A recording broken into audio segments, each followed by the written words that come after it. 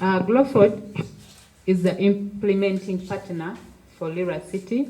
Let me make this clear. The project is being implemented in all the 2 cities in this country. And the 2 cities being Kampala, capital city, and Lira city, and the second city. So we are lucky to be among the 2 cities to benefit from this project.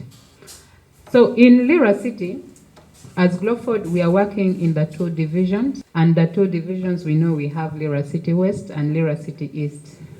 We are focusing in 2 wards in Lira City East, that is Baza and Baronger ward.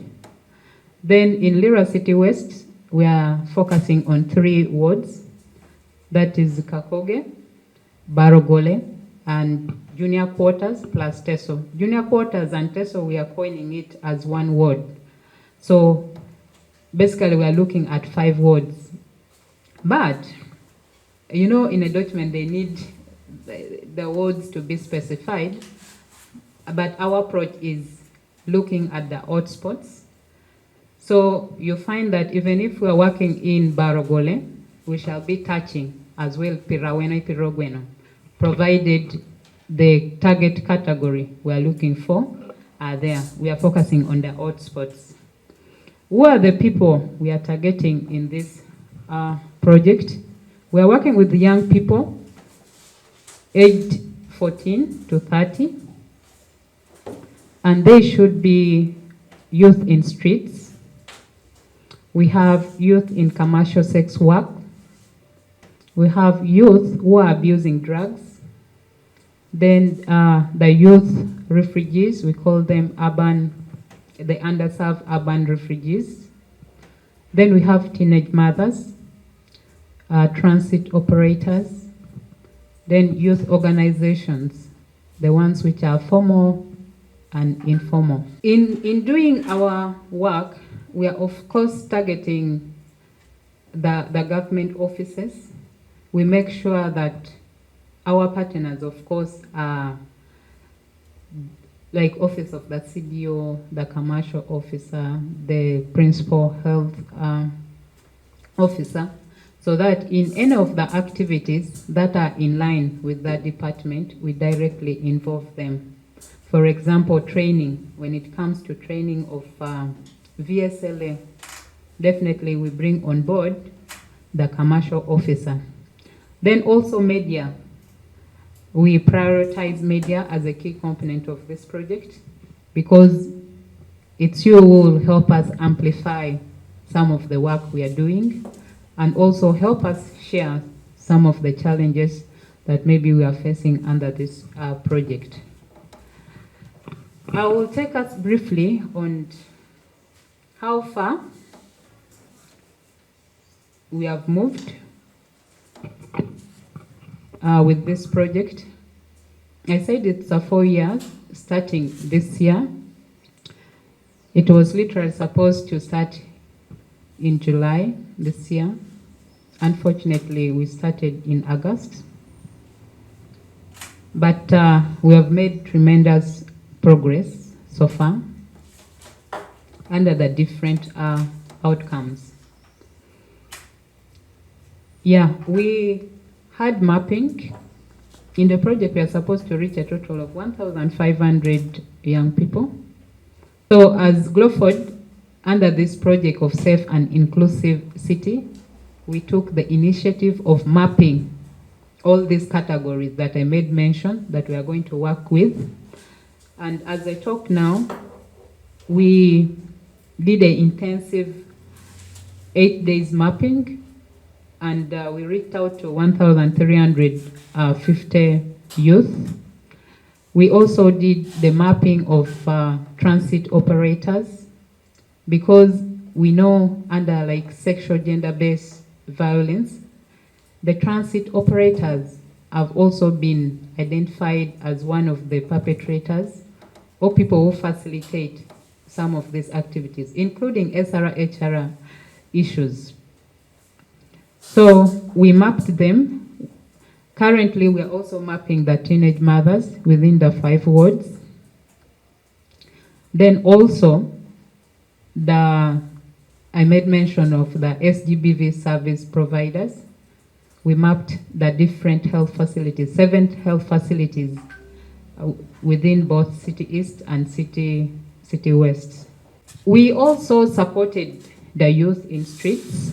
If you all remembered, during the football match between Lira City Council Football Club and KCCA Football Club, the children living in ghetto and the children living in street, they had a curtain raiser game, and it was courtesy of Gloford through their small association, through the association of the ghetto people called HOBSA, that is Hood for Brothers and Sisters. Lira being a recent city, that means that there are so many dynamics that we needed to handle.